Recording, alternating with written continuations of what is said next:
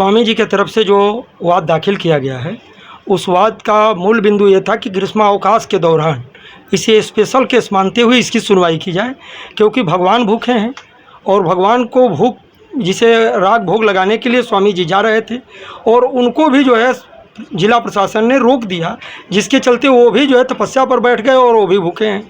तो भूखे रखने की व्यवस्था जो है नहीं है। और यह भी कहा गया कि एक दंडी सन्यासी हैं और दंडी सन्यासी धर्मशास्त्र के मुताबिक भगवान विष्णु के अवतार होते हैं। तो भगवान विष्णु जो है भगवान शंकर को भोग लगाने के लिए जा रहे थे और रास्ते में ही उनको अपने ही घर में कैद करके प्रशासन ने रोक दिया है। और माननीय सर्वोच्च न्यायालय का जो आदेश है उसमें कहीं से यह नहीं लिखा गया है कि उस स्थल को सील किया जाएगा।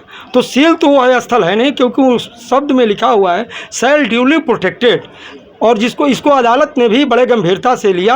और अदालत अगर उसको कहती, अगर गलत होता हम लोगों का पक्ष, तो अदालत कह देती है अधिकतर समयों में कि ड्यूली प्रोटेक्टेड शब्द का इस्तेमाल जो किया गया है वह गलत है। लेकिन अदालत हम लोगों की बातों को कहीं ना कहीं से कंसीडर करते हुए यह मानी कि जो शैल ड्यूली प्रोटेक्टेड शब्द का इस्तेमाल माननीय सर्वोच्च न्यायालय ने किया है उसमें स्पष्ट है कि वहाँ जो भी चीज़ें हैं उसको उसी रूप में सुरक्षित करके रखा जाएगा, प्रोटेक्ट किया जाएगा।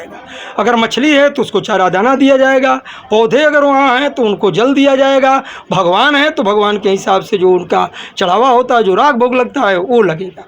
तो इन सब सारे बातों को सुनने के बाद माननीय सर्वोच्च न्यायालय के निर्णय को भी उनको बताया गया कि डिस्ट्रिक्ट मजिस्ट्रेट को सर्वोच्च न्यायालय ने डायरेक्ट कहा है कि आप जो है उसके अनुकूल कार्य करें, जो उसके अनुकूल कार्य नहीं कर रहे हैं, और श्रीमान जी को ही सुनने के लिए इसको अधिकार दिया है। इसलिए हम लोग आपके पास आए हैं।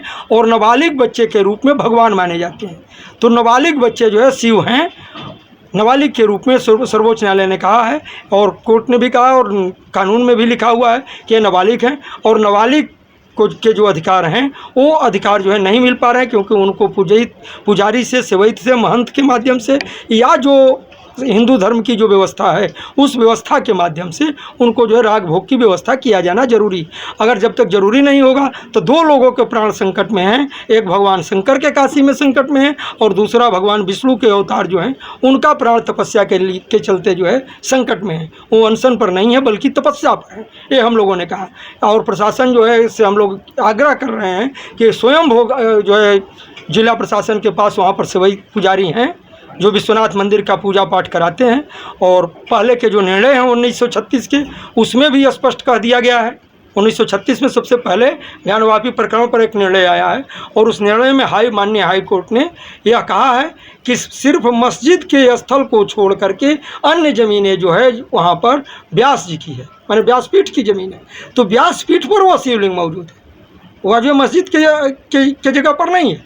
अधिक एरिया में घेर लेने से कोई कब्जा धारक अगर किसी को बन जाए, किसी को घेरे लगा करके बंधक बना ले, कैदी बना ले, तो इसका मतलब ये नहीं हो जाता कि उसका वो मालिक हो जाएगा।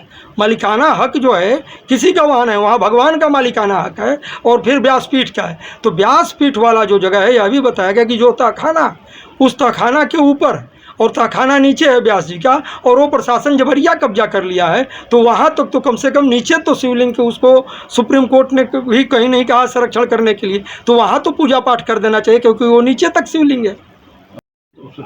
वाद की पोषणीयता पर सुनवाई नहीं थी, ये जिसे बार बार जिसे हम कह रहे हैं कि वाद की पोषणीयता नहीं, पोषणीयता की सुनवाई नहीं, वाद पोषणीय है। सिर्फ जो है ग्रीष्मावकाश के चलते इस वाद को हम लोग कह रहे हैं कि ग्रीष्म काल में भी स्पेशल जज को नियुक्त करके इसको स्पेशल तरीके से सुने, क्योंकि भोजन का सवाल है, प्राणदैहिक स्वाधीनता का अधिकार का सवाल है, भगवान का भोग का सवाल है। तो आदेश क्या सुरक्षित रखा गया है? आदेश सुरक्षित है। अब तक आने की उम्मीद आ जाएगा या कल?